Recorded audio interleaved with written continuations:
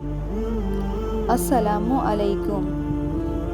خدا کی سزائیں جو ہمیں معلوم ہی نہیں، اللہ کی طرف سے ہمیں ایسی سزائیں مل رہی ہوتی ہیں جس کا ہمیں احساس بھی نہیں ہوتا۔ کسی شاگرد نے اپنے استاد سے کہا، ہم رات دن اللہ تعالیٰ کی نافرمانی کرتے ہیں مگر اللہ تعالیٰ کی طرف سے ہمیں سزا نہیں ملتی۔ استاد نے جواب دیا، ایسی بات نہیں، بلکہ اللہ تعالیٰ ہمیں کتنی سزائیں دیتا ہے مگر ہمیں اس کا احساس نہیں ہوتا۔ اللہ تعالیٰ کی سزائیں کیا ہوتی ہیں، آئیے جانتے ہیں۔ مناجات الہی کی لذت سے محرومی۔ کیا رب سے مناجات کی لذت تم سے چھین نہیں لی گئی؟ نمبر 2، قساوت قلبی۔ اس سے بڑی سزا کیا ہو سکتی ہے کہ انسان کا دل سخت ہو جائے۔ نمبر 3، نیکیوں کا توفیق نہ ملنا۔ ایک بڑی سزا یہ بھی ہے کہ تمہیں نیکیوں کی توفیق بہت کم ملے۔ نمبر 4، تلاوت قرآن سے غفلت۔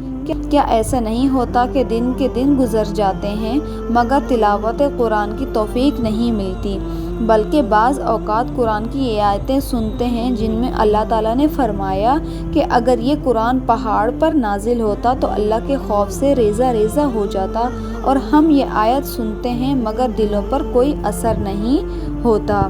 نمبر 5، تہجد سے محرومی۔ لمبی لمبی راتیں گزر جاتی ہیں مگر کبھی تہجد کی توفیق نہیں ملتی۔ نیکیوں کا موسم بہار کی ناقدری۔ نیکیوں کی موسم بہار آتے اور گزر جاتے ہیں، جیسے کہ رمضان کے روزے، شوال کے روزے، ذوالحجہ مبارک کے ایام وغیرہ، مگر ان موسم میں عبادت کرنے کی توفیق ہی نہیں ملتی۔ اس سے بڑی سزا اور کیا ہو سکتی ہے؟ نمبر 7، عبادت کو بوجھ سمجھ کر کرنا۔ کیا تم عبادت کو بوجھ سمجھ کر نہیں کرتے؟ یہ بھی اللہ تعالیٰ کی طرف سے انسان کے لیے ایک سزا ہے۔ ذکر الہی سے لاپرواہی۔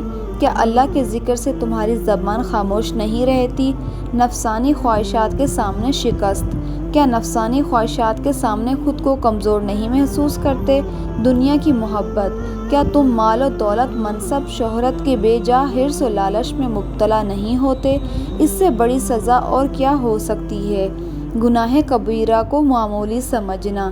کیا ایسا نہیں کہ تم بڑے بڑے گناہوں کو معمولی اور حقیر سمجھتے ہو، جیسے جھوٹ، غیبت اور چغلی وغیرہ؟ فضول کاموں میں مشغولیت۔ کیا بیشتر اوقات تم فضول اور لا یعنی چیزوں میں مشغول رہتے ہو؟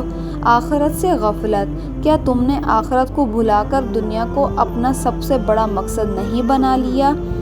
یہ ساری محرومیاں اور بے توفیقی بھی اللہ تعالیٰ کی طرف سے عذاب اور سزائیں ہیں مگر تمہیں اس کا احساس نہیں ہوتا۔